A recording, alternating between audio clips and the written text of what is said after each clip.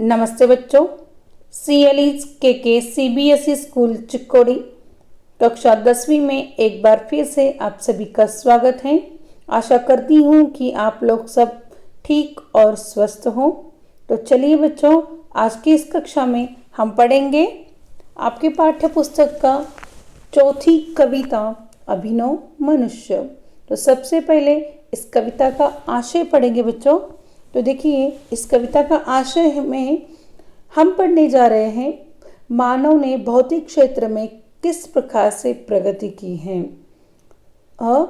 दूसरा है स्नेह, मानवीयता, भाईचारा आदि का हम क्या करने वाले हैं, यहाँ पर महत्व समझने वाले हैं। उसी के साथ मानव की जो सही पहचान है वो बुद्धि या तर्क नहीं, लेकिन क्या है, मानवीयता है। ये इस कविता के माध्यम से हम पढ़ने वाले हैं। ठीक है बच्चों। हाँ, कविता का आशय में देखिए एक बार फिर से, भौतिक क्षेत्र में मानव की प्रगति, स्नेह, मानवीयता, भाईचारा आदि का महत्व समझेंगे और मानव की सही पहचान उसकी बुद्धि या तर्क ना होकर क्या है, उसकी मानवीयता। ठीक है। तो उससे पहले हम क्या करेंगे, रामधारी सिंह दिनकर जी का परिचय करने वाले हैं। रामधारी सिंह दिनकर जी का जन्म जो है 1908 को बिहार के मुंगेर जिले में हुआ है। इनका जन्म कहाँ हुआ है, 1908 को बिहार के मुंगेर जिले में। ये रेडियो विभाग में सरकारी कॉलेज में प्राध्यापक के रूप में कार्यरत रहे। यानी कि रेडियो विभाग से वो क्या करते, रेडियो विभाग में और सरकारी कॉलेज में प्राध्यापक के रूप में कार्यरत रहे। भारत सरकार के हिंदी सलाहकार के रूप में भी इन्होंने सेवा की है। भारत सरकार के हिंदी सलाहकार के रूप में भी इन्होंने सेवा की है। इनकी जो प्रमुख रचनाएं हैं देखिए, हुंकार, रेणुका, रसवंती, सामधेनी, धूप छाँव, कुरुक्षेत्र, रश्मि रथी। रामधारी सिंह दिनकर जी जो है वो हिंदी के विख्यात कवि हैं और इनकी जो रचनाएं हैं वो है हुंकार, रेणुका, रसवंती, सामधेनी, धूप छाँव, कुरुक्षेत्र, रश्मि रथी। और ये जो कवितांश है कि अभिनव मनुष्य, यह जो कविता है वो कुरुक्षेत्र काव्य के अंतिम सर्ग से यानी कि षष्ठ सर्ग से लिया गया है। षष्ठ यानी कि छठा, यानी कि 6 नंबर, छठे सर्ग से ये लिया गया है, जो कि कुरुक्षेत्र का अंतिम सर्ग था। सर्ग यानी कि विभाग या तो पार्ट। ठीक है। हाँ, समझ में आया। आगे देखिए, कविता को हम पढ़ेंगे, उसके बाद कविता के शब्दार्थ देखेंगे बच्चों, उसके बाद हम क्या करेंगे, कविता का भावार्थ। ठीक है। तो देखिए, आज की दुनिया विचित्र नवीन, प्रकृति पर सर्वत्र है विजयी पुरुष आसीन। है बंधे नर के करों में वारी विद्युत भाप, हुक्म पर चढ़ता उतरता है पवन का ताप। है नहीं बाकी कहीं व्यवधान, लांग सकता नर सरित गिरि सिंधु एक समान। यह मनुज जिसका गगन में जा रहा है यान, कांपते जिसके करों को देखकर परमाणु। यह मनुज जो सृष्टि का श्रृंगार, ज्ञान का विज्ञान का आलोक का आगार। व्योम से पाताल तक सब कुछ इसे है ज्ञेय, पर न यह परिचय मनुज का, यह न उसका श्रेय। श्रेय उसका बुद्धि पर चैतन्य उर की जीत, श्रेय मानव की असीमित मानवों से प्रीत। एक नर से दूसरे नर के बीच का यह व्यवधान, तोड़ दे जो बस वही ज्ञानी, वही विद्वान और मानव भी वही।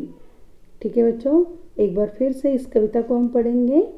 आज की दुनिया विचित्र नवीन, प्रकृति पर सर्वत्र है विजयी पुरुष आसीन। है बंधे नर के करों में वारी विद्युत भाप, हुक्म पर चढ़ता उतरता है पवन का ताप, है नहीं बाकी कहीं व्यवधान, लांग सकता नर सरित गिरि सिंधु एक समान। यह मनुज जिसका गगन में जा रहा है यान, कांपते जिसके करों को देख कर परमाणु। यह मनुज जो सृष्टि का श्रृंगार, ज्ञान का विज्ञान का आलोक का आगार, व्योम से पाताल तक सब कुछ इसे है ज्ञेय, पर न यह परिचय मनुज का, यह न उसका श्रेय। श्रेय उसका बुद्धि पर चैतन्य उर की जीत, श्रेय मानव की असीमित मानवों से प्रीत। एक नर से दूसरे नर के बीच का यह व्यवधान, तोड़ दे जो बस वही ज्ञानी वही विद्वान, और मानव भी वही। ठीक है, तो सबसे पहले शब्दों का अर्थ देखते हैं बच्चों। अभिनव यानी कि इसका अर्थ निकलता है नया, आधुनिक। वारी यानी कि जल, वारी का अर्थ क्या है? जल। भाप यानी कि बाष्प, बाष्प जो कि स्टीम बोलते देखो, उस प्रकार। हुक्म यानी कि आज्ञा, आदेश। हुक्म यानी कि क्या? आज्ञा, आदेश। व्यवधान यानी कि रुकावट, बाधा। व्यवधान का अर्थ निकलता क्या है यहाँ पर? रुकावट या तो बाधा। सरित यानी कि नदी, सरित का अर्थ क्या है? नदी। सिंधु, सिंधु का अर्थ निकलता है सागर या समुद्र। सिंधु का अर्थ निकल रहा है यहाँ पर सागर या समुद्र। आलोक यानी कि प्रकाश। ज्ञेय यानी कि जानकारी। श्रेय यानी कि यश, कल्याण और मंगल। बच्चों ये जो नए शब्दों के अर्थ मैंने यहाँ पर दिए हैं आपको, ये एक दूसरे के समानार्थक शब्द भी कहलाते हैं। समझ में आ रहा है ना आपको? ये जो शब्दार्थ है ये एक दूसरे के समानार्थक शब्द भी कहलाते हैं, और इन समानार्थक शब्दों के ऊपर परीक्षा में 1 मार्क्स के लिए प्रश्न पूछा जाता है। तो हर एक पाठ के जो नए शब्द हैं, जो भी शब्दार्थ होते हैं, उनको आप समानार्थक शब्द का अभ्यास के रूप में आपको पढ़ना है। ठीक है, तो बच्चों आज की कक्षा यहीं पर समाप्त होती है। आज के इस कक्षा में हमने क्या क्या देखा?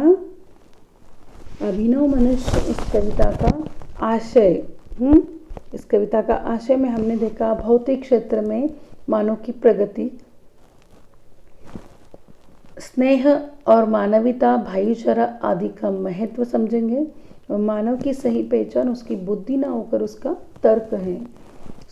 बुद्धि ना ही तर्क ना होकर है क्या है? मानवीयता है। ठीक है बच्चों, तो ये अभिनव मनुष्य इस कविता का आशय है, जो कि हम अगली कक्षा में हम भावार्थ के रूप में पढ़ने वाले हैं। तो साथ ही साथ हमने आज पढ़ा कि रामधारी सिंह दिनकर जी का परिचय, और एक बार फिर हमने क्या किया? कविता को गाया है। ठीक है बच्चों, तो इसी के साथ ये कक्षा यहीं पर समाप्त होती है। अगली कक्षा में हम अभिनव मनुष्य इस कविता का भावार्थ समझेंगे, और उसी के साथ हम क्या करेंगे? प्रश्नोत्तर चर्चा भी करेंगे। ठीक है, धन्यवाद।